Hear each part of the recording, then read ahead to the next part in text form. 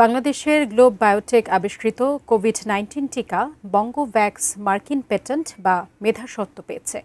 Globe বায়োটেকের সংবাদ সম্মেলনে জানানো হয়, বাংলাদেশের ইতিহাসে ঔষধ শিল্পে প্রথমবারের মতো এই পেটেন্ট পাওয়া গেছে।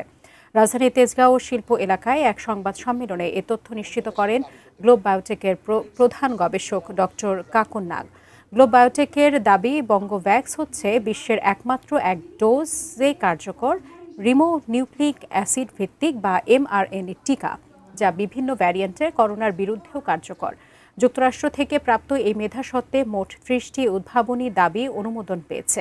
বিশ্বব্যাপী করোনা ভাইরাসের প্রকোপের সময় এই প্রতিষ্ঠানের বিজ্ঞানী কাকুন নাগ ও নাজনীন সুলতানার সার্বিক তত্ত্বাবধানে বঙ্গোভ্যাক্স টিকা আবিষ্কারের পর বিশ্ব স্বাস্থ্য সংস্থা 2020 সালেই এটিকে তাদের কোভিড টিকার তালিকায় অন্তর্ভুক্ত করে।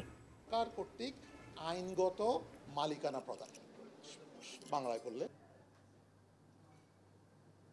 আমরা অগাস্টের 26, 2025 ফাইনাল ডকুমেন্ট পেয়েছি যে আমাদের ইউএস পেটেন্টটা গ্র্যান্ট হয়েছে।